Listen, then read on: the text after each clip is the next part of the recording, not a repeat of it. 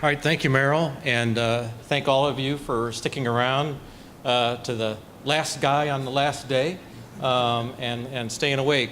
A couple of cliched phrases here is that repetition is a good teacher. So, yes, I'll say that again. So, repetition is a good teacher for the remedials, that they'll. Is the horse dead yet? Have we beat it yet? So we're going to go through some things that may be repetition for some of you and then some updates. When I presented some of this information, I've updated it since then, but when I first presented it, it was very, very timely. The notice had just come out and it was very fresh. So we're going to see numbers that you've seen before the last 3 days, and I'll try and build on some of the other speakers' points that we've heard the last 3 days. So that's what's difficult being the last guy. Your points might have already been covered a few times. So again, numbers that we know of. We've recovered 84 megs of spectrum, only channel 36. Stations directly impacted 737, and there's an important distinction between directly and indirectly, because indirect stations, or stations that are indirectly impacted, don't necessarily get reimbursement. And we heard Matt talk about on Tuesday a station that's not impacted, but they need to work on the tower, and they're not cooperating at all. Well, as he said, be careful what you wish for, because down the road, when that station needs some help, who do you think they're going to get cooperated with? So you need to be a good citizen here, even if you're indirectly impacted. Here's the report card. 145 stations eliminated. I was kind of surprised about the number of stations moving to VHF, okay, as I think many were, and 17 going to low band. Lord be with them, or you, if in case it's you. So within the UHF band, there's 917 just in the U.S. And I added this, and need to make a note here. Distributed transmission stations. It's not stations. It's sites. Okay. So there's 19 DTS transmitters that need to be relocated, and then within the VHF, this number really surprised me. 70 stations get to shuffle the deck in VHF. You think we could have worked out something where we just left them alone, but it's the rubber sheet analogy or the balloon analogy, where you squeeze the balloon here, something pops out there, you got to move this here and move that energy there, and it came out to be 70. Our Canadian friends, 62 of them forced to relocate. Canada has a policy of not reimbursing them for any work they need to do. The U.S. isn't going to reimburse them for any work they need to do, so they have to pay for this on their own. So, not including VHF moves, we're over 1,000 stations. So, stations not changing channels are impacted, certainly, and I think we are starting to see it now, because we're, as Jim said, we're 6 months into this already. If stations share a tower, if they're stacked on a shared, or if they're on a shared antenna and transmission line, certainly going to be impacted. If you're on a station that's forced to change channel. Got a lot of mention a while ago, but I didn't hear it too much this week. FM stations, if they're shared on a tower, are going to be impacted. Okay? And I haven't heard any horror stories yet of, get off, we need the space. Good luck. I guess that's possible out there. So hold your thought on who's going to pay for accommodating these stations. Right now, they have to pay for it themselves. This is our new UHF band plan. 5 megahertz channels for the wireless operators. And the reason I put this up, not that it's that important, but there's a guard band. Okay? So between radio astronomy and the wireless, there's a guard band. Fast forward to our infamous channel 14 scenario. Okay, There's no guard band. We all know that. We're abutted against land mobile radio, and in some market, it's dependent on the assignment, okay? So before the repack, there were 20 full power channel 14s. 8 of them, as Jim and I talked during the break, won the lottery and got to move off. So 12 of them remain on channel 14. But there were 30 full power stations packed into channel 14. So 30 new assignments on 14. That's, by my count, and I think we all have maybe a couple of different counts, okay? Let's not get into too much detail there. By my count, though, there's 42 full power 14 stations, when that's a doubling of what we had, okay, plus 2. So no guard band. In case any of you have not been involved in a channel 14 situation, this is a channel 14 mask filter from some years ago, maybe familiar to some of you, WCMH in Columbus, Ohio. They did not win a lottery, so I guess they'll still use this filter. But very interesting, at that time, this site was a single tube IoT transmitter into that. You see, it's not a constant impedance design filter. It's straight into a very, you can't see how many cavities there are because they're shrouded in the cooling shrouds with fans. But let's say there's a lot of cavities there. It's probably a 12 cavity filter. And if you'll notice, then, in addition to the technique of a very aggressive bandpass filter, there are notch filters. Each one of these cavities runs along a spine of waveguide and are notch filters placed at the land mobile radio frequencies that they needed to get additional suppression at. These are going to be unique to every situation. And so some good engineering went there. And an IoT does not like to see reflections. So that wasn't a constant impedance filter. So how do we get the IoT to behave? If you've never seen a WR1800 circulator, that's what one looks like, okay? And it has to be, those rods on there, they're not like lifting rods, but they kind of help tune the circulator, and it's very temperature sensitive. So if there's a off-air situation and that thing cools down, you'll get some higher reflected power. So if they have to bring it up, they have to bring it up slow, warm it up, warm it up, warm it up. Okay, it's at equilibrium, we're at full power, we're not getting reflections. So not necessarily a turn it on and go situation. So we all know we're on the clock.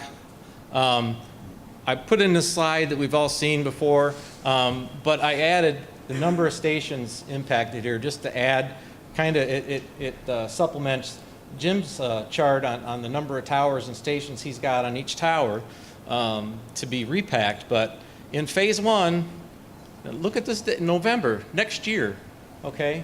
We've got 94 stations a year from now that have to be repacked.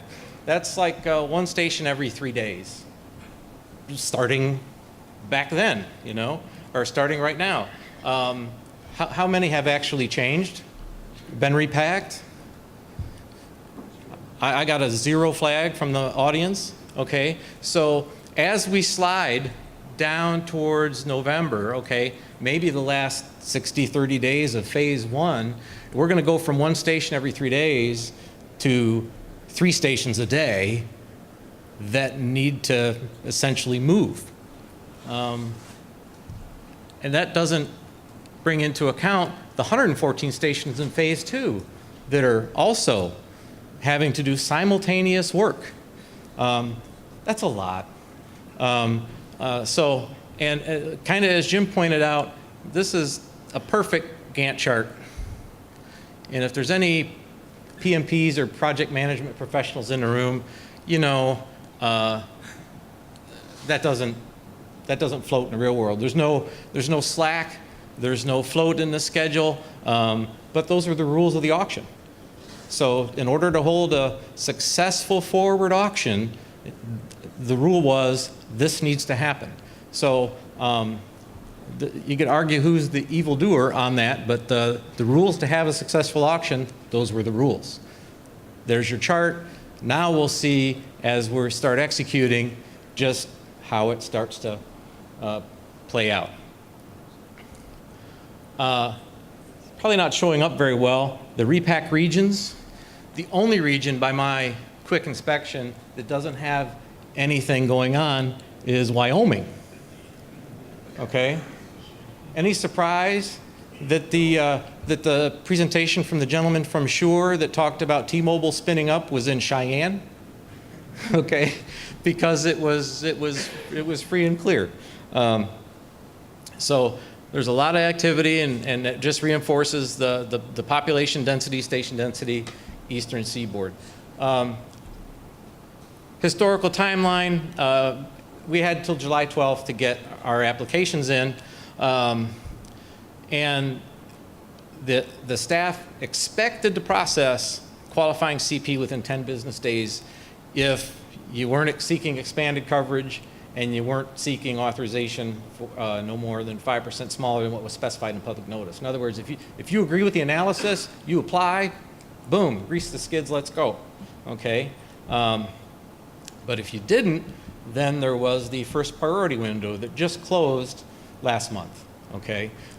So probably everyone in the room is very familiar with this, but one thing that was new to me, kind of going back and looking at the data, was that the commission themselves found that 25 stations were, they found they were unable to construct, and they were given a bit of a waiver, they were given a waiver on the July 12th deadline. But if you were predicted to experience loss in excess of 1%, non-repacked predicted to experience a loss of 1%, and Class A that were displaced, you could file in this first priority window, which is now closed. So here's an example of who would file in this window. I know of a situation where there's two stations on the same tower under the same ownership or / operation management. One was V, one was U. All right, they were stacked. The site has restrictions on additional antennas, so an interim antenna, not possible. These two stations were assigned to two different phases, okay? But if you're going through your analysis and so forth, how would you know that unless your rules engine knew the specifics of this situation? That's why this window exists, right? Because there's no way to cover all those bases. And also I think the V, the lower antenna was, whatever station was on the lower antenna was assigned in the first phase. So that means go take this antenna off, replace this one, go put that one back on, then go in phase 2, go take this one off, put that one back on. Well, you'd really rather not do that, right? So they filed to, change to be in the same phase. Let's do this once. So it's a sane application, and like I said, there's no way that perhaps those little quirks could have been foreseen by the process. Second window, which opened last week, change requests. And I think there's probably going to be a lot of filing in here, all those Channel 14 people, which, Dennis Wallace, though, showed us how difficult it may be to get off of Channel 14, okay? So don't go into that lightly. It can be pretty serious to get out of Channel 14. And if you apply for a different channel, that's an alternate channel assignment, that's considered a major change. All right, that's subject to public notice, opportunities for petitions to deny, and filing fee, probably the least of your worries. And mutual exclusivity that results from requests of people trying to maximize. You don't know that because everything is considered to be filed on the last day. Everybody's equal, okay? And so you won't know if you have mutual exclusivity issue until the end, and then you got 90 days to resolve it, okay? So because if somebody files and interferes with you, you need to make adjustments or whatever, so you've got 90 days to resolve that, okay? And expenditures for upgrading the facility that may be granted is non-reimbursable, all right? So approach this with caution, just what you ask for. Now, what if you have unforeseen circumstances during the construction period? If you're unable to construct by your phase completion deadline, if the station is unable to cease operations on pre-auction channel by a phase completion deadline, you can't just throw up your hands and ask for help or this is impossible, cry to mom. You need to propose a creative solution to assist the transition process, okay? The burden is on you. And what if you're unable to construct it on time? The station may seek a single extension of up to 180 days. The application must be filed at least 90 days before the deadline, all right? Not to the last day, and we're not going to make it. You know, installer didn't show up. The station can seek additional time beyond 180 days only pursuant to the FCC's tolling clause. Acts of God, hurricanes, delays due to administrative or judicial review. And in red is that extending the deadline does not extend the phase completion date for you. It's my understanding that unless the station is granted an STA otherwise, the date the station has to cease operation is the pre-auction, on the pre-auction channel is the phase completion date. That's going off the air. Okay? That's not very conducive to your business. Okay? Asterisk that a bit. We'll revisit that. There was some discussion on this slide at the lunch the other day. Where is this? It's Barcelona. Okay, I don't think that's very hurricane ready, but anyway. What about the Widelity catalog and station desires? You know, about 70% of applicants used Widelity catalog on 399 forms for, you know, run rate kind of items or whatever. Others actually pursued quotes from vendors, and you know, here's some upgrades that weren't covered by Widelity. You know, IoTs versus solid state. IoT prices were submitted when a station intended on solid state, so we'll just submit that. We'll get some we'll cover the reimbursement, and we'll do what we want on the back end. Excuse me. Reviewers looking at 399s caught these, say that's not the playbook. Okay, that had to be amended, and you know, file for what you intend to really do is the mantra. If you're adding V-pole or going from H-pole to E-pole, the commission required a reference or base cost to match the assignment plus any upgrade cost. And when you go to get reimbursed, you'll invoice them in that manner as well. Seems that any services not covered by the catalog, you put down services, something that was like $25K or higher, that raised eyebrows and needed quotes. Okay, so you know, this was not a financial free-for-all. Everyone's watching. Transmitter headroom. There was some discussion back at the NAB time about like for like. If you had like 25% headroom in your transmitter, you were going to build for a big maximization. You didn't get it granted for whatever reason. Hey, this is what I have now. You know, I've got a large four-door car.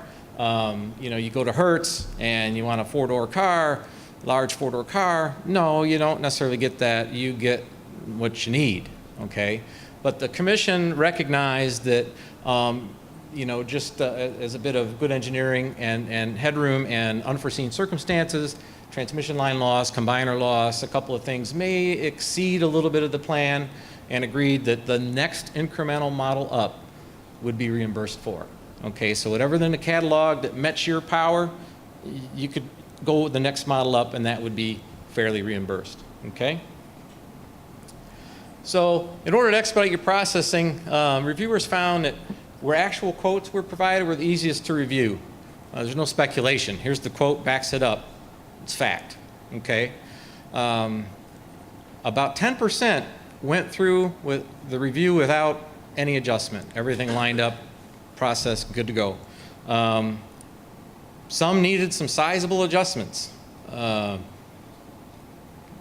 people trying to, either miss some things or trying to game the system a little bit. So valid quotes as part of the 399 filing will ease the approval of invoices. So if there's anything that's doubtful or whatever, the auditors are going to be on the lookout for these 399 forms and your estimates matching what you do. Okay? So amend them, make sure, pave the way for when you go to submit for reimbursement, that what you're submitting for reimbursement matches what you did or what you said you were going to do. Okay? So update these with actual quotes. A little bit of update on the reimbursement fund. Right now it's still $1.75 billion. Keywords here are up to 80%, up to 90% for non-coms. First reports are due October 10th. I was in the system and I saw a lot had already been filed prior to October 10th. That's great. But everybody had to have their first forms in by October 10th on your progress report. A lot of them were pretty simple. Is your order placed? Where are you in your phase? So in the end, though, we will true up on the reimbursement. Repeat, indirectly impacted, not eligible. Let's break down this $1.75 billion. I think $1 billion is authorized right now. $750 million will be authorized later once auction proceeds get forward auction winners pay into the Treasury. Funds from government are subject to sequester, typically 6% on commercial things, 9% on military contract bids. I don't think this was well understood or known or even published. But the keywords are up to. So let's look at this example that's a little bit sobering, all right? The reimbursement requests rolled up from the 399s total $2.1 billion. There's only 1.75 available right now. So the actual may be less due to 399 form reviews and subsequent amendments, but it's not expected to go down significantly, all right? So again, 1.75 is allocated, only 1 is available right now. Let's assume that it's a commercial thing here. There's a 6% fund sequester. That's part of how the government kind of funds itself. They take it out. So let's say your station submitted a $1 million project. Your initial reimbursement is going to be prorated based on the 1 million that's available now, and it's going to be prorated based on the total 2.1 billion that was requested versus the 1.75 or 1 billion that's available now, because they're not going to run out of money. They have to do this, okay?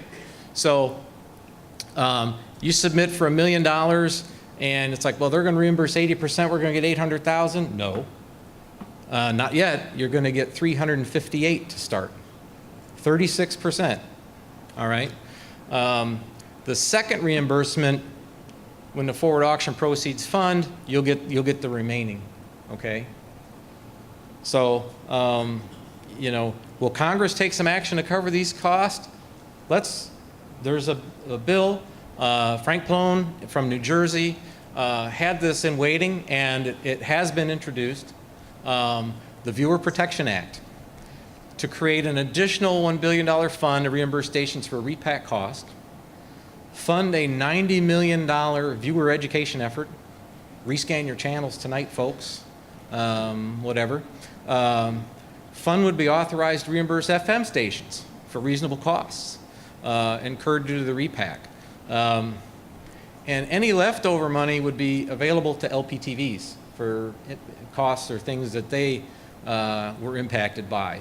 The fund has an expiry as proposed of like 2022, where the funds would go away if they've not been claimed or used. I didn't see any mention when I read it of indirectly impacted TV stations, but I assume that those costs would be covered if they're going to cover the FMs. Okay, so there's a lot of support for the Viewer Protection Act, to hold broadcasters and viewers. It's the Viewer Protection Act. You don't want them to go without your services, your news that you provide. because you had to meet a construction deadline. So there's bipartisan support for this in the Congress, so, and the NAB supports it. So let's hope that it sees light of day and things can get fully funded.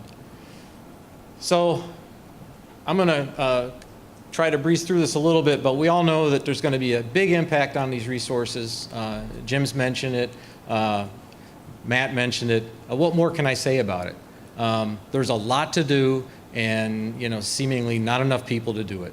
And just 2 weeks ago, we suffered the 3 fatalities from Tower King 2.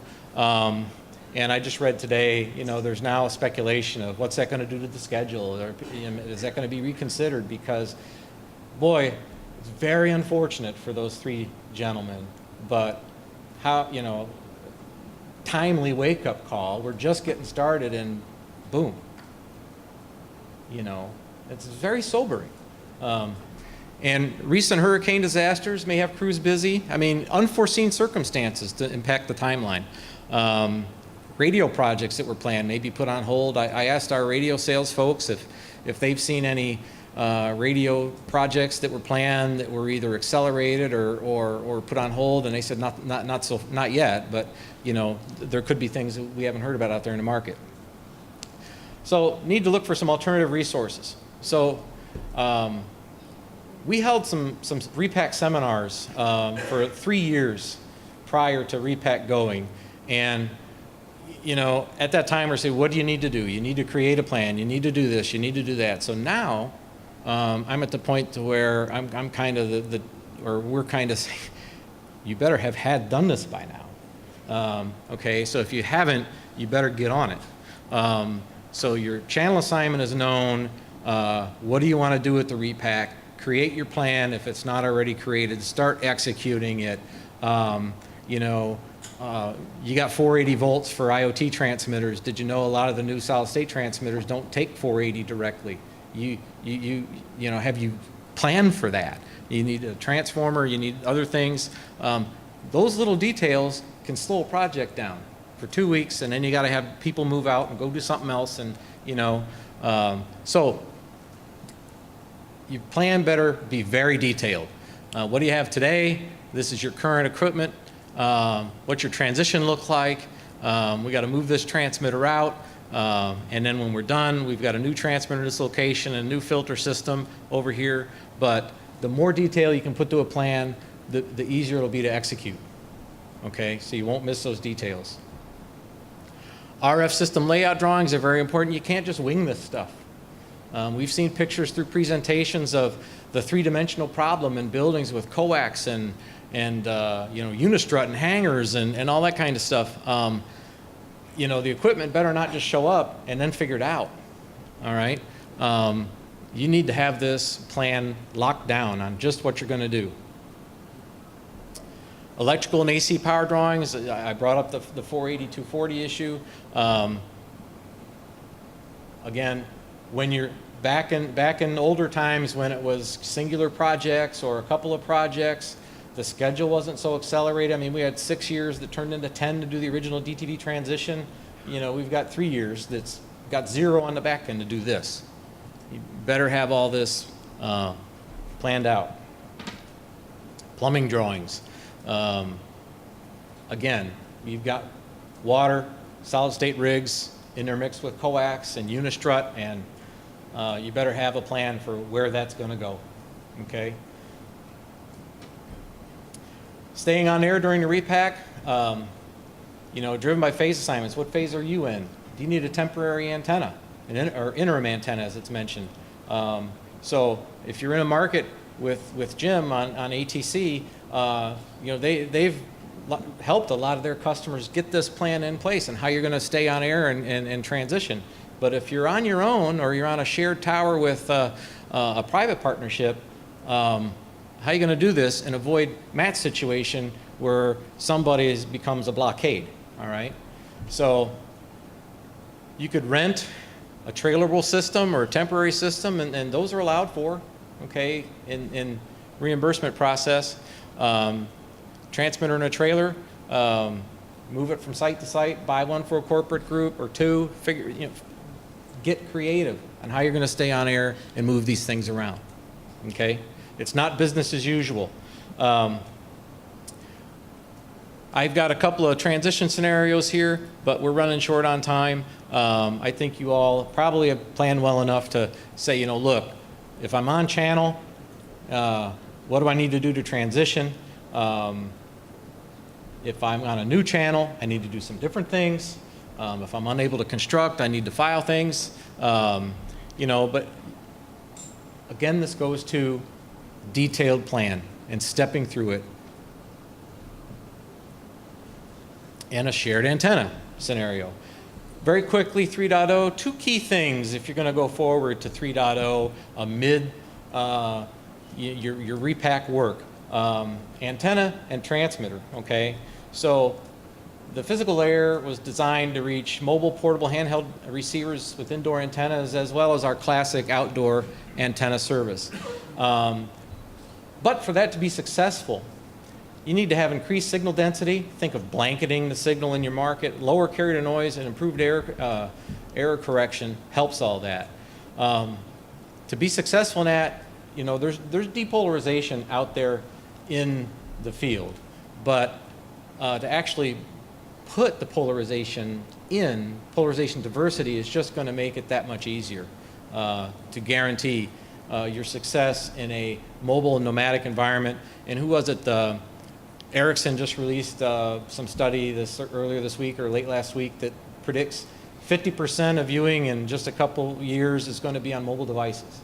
Now, that could be OTT and whatever else, or a companion screen or whatnot, but you know, if we go forward to looking at ATSC 3.0 with all of its mobile capability and nomadic capability, and we don't plan for it now, it's going to have to be added later, but the antenna manufacturers have a real good a solution to enable that to be future added. Now, like my reimbursement scenario that's a bit of a wet blanket, here's my wet blanket on adding polarization diversity, okay? If you're adding VPOL, you got to make sure your transmitter is going to have sufficient power, all right? So get it now or plan on adding it later. And my example is, it's long been held that like 30% VPOL is you know, a good compromise between full circular polarization and less than that to achieve real good polarization diversity in the market and trade off how much power you put in one versus the other. And there was an industry, I think Dielectric did a study on this, Kerry Kozad some years ago now, during the ATSC MH times. I don't think physics changed too much since then, but I think maybe the industry could use an update or reinforcement of that. But if you add 30% VPOL to your system, that doesn't mean your transmitter needs to be 30% bigger. The transmitter needs to be 43% bigger. Because in the end, you have to end up with 70% in H-pole to meet your license. So you got to look at it from the back end and say, if I end up with 0.7, I need 1.43, okay? Similarly, if you go 20%, you need a 1.25 transmitter sizing. And if you're confused by this, take it to the limit and say, what if I did circular polarization? You'd need double the transmitter power, not 50% more, but double. 1 over 0.5 is 2, okay? So that's a cost that's on you, the station, if you're going to add that, and part of the repack, not reimbursed, but something you need to think about. And while you're doing all this work, the cost isn't ever going to get any less, okay? So almost everybody can be impacted. Get your detailed plan in place. And for future insight on 3.0, you can download this guide, and let's have fun.